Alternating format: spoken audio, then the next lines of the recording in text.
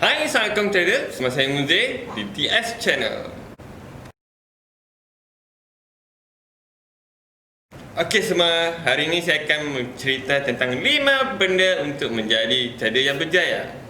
Saya lihat sekarang ni ramai yang mengikut ataupun mengamalkan 5 cara ini untuk menjadi seorang trader yang berjaya. Mungkin video-video yang di luar sana bolehlah belajar dan mengamalkan salah satu daripada cara-cara ini, ataupun boleh mengamalkan semua cara-cara ini. Okey, perkara yang pertama adalah trading plan. Setiap trader mestilah ada trading plan yang tersendiri. Tak ada trading plan nanti susah kalau nak trade ni kalau tak ada plan. Jadi huru-hara nanti trading anda. Trading plan ni sebenarnya dia ada konsist pada 3 lah kalau selalu kita tengok: entry price, TP dan stop loss.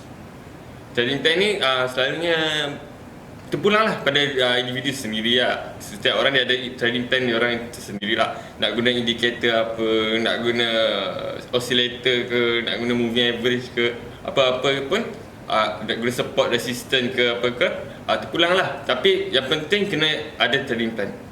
Lepas tu kena ikutlah trading plan tu. Nanti janganlah kalau dah buat trading plan tapi tak ikut langsung kan. Lepas ada trading plan ni, dah siap trading plan dan mestilah kena ada buat backtest. Kena test lah trading plan tu sama ada betul-betul berkesan ataupun tidak. Sebab trading plan ni dia perlukan masa untuk kita hasilkan trading plan yang betul-betul yang orang kata seiringan dengan apa yang kita mahu. Okey, untuk perkara yang kedua pula ialah emosi. Kita nak trading mestilah kena jaga emosi. Janganlah terlampau tamak ataupun takut-takut ataupun terlampau overconfident ataupun terlalu yakin dengan kita punya sistem tu. Setengah orang tu dia tak pandai nak menjaga emosi dia lah. Bila price dah naik terlampau tinggi, dia terus kejar price tanpa tunggu price itu retrace ataupun bila price itu berada di keadaan yang sesuai untuk timing untuk masuk. Soalnya dia akan terus kejar. Bila tengok price dah naik tinggi kan, mulalah dia nak start masuk, nak beli. Lepas tu bila price jatuh balik, dia terperangkap di atas dan daripada boleh membuat untung, terus membuat rugi kerana tidak pandai untuk menjaga emosi. Perkara yang ketiga pula ialah ramai yang tidak tahu menggunakan stop loss. Mereka tidak mahu menggunakan stop loss kerana takut ataupun tidak mahu rugi, ataupun mereka mempunyai harapan yang bahawa harga itu akan kembali naik.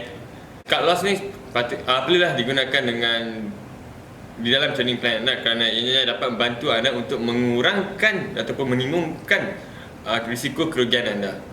Daripada rugi besar bagi itu rugi kecil je kan. Lepas tu gunakan duit yang sudah ada capital tu untuk melabur di tempat lain.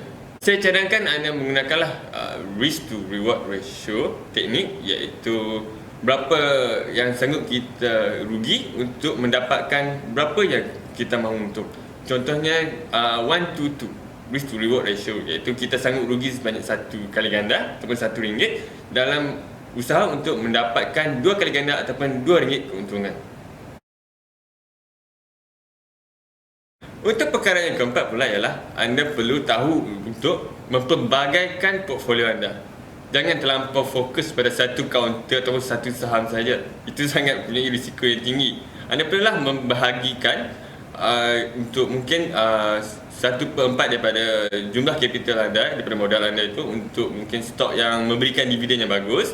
1/4 lagi mungkin untuk capital gain, 1/4 untuk short term dan 1/4 mungkin untuk long term. Anda juga tidak bolehlah terlampau fokus ataupun overtrade, kerana overtrade ni sangat bahaya untuk trading account anda. Mungkin trading account anda akan cepat burst bila anda terlampau overtrade. Mungkin daripada jumlah yang anda untung sebelum ini menjadi rugi kerana anda overtrade. Untuk perkara yang kelima, iaitu perkara yang terakhir, adalah belajar daripada kesilapan. Setiap orang perlulah belajar daripada kesilapan yang anda lakukan. Jangan terus melakukan kesilapan yang sama. Dengan mempelajari kesilapan kita dapat memperbaiki kelemahan yang ada pada diri kita ataupun daripada sistem trading yang kita sediakan. Untuk yang newbie, mungkin anda melakukan banyak kesilapan, tapi jangan mudah berputus asa lah. Terus belajar daripada kesilapan anda itu dan cuba memperbaharui dan memperbaiki kelemahan anda itu. Dan anda mungkin akan menjadi seorang trader yang berjaya.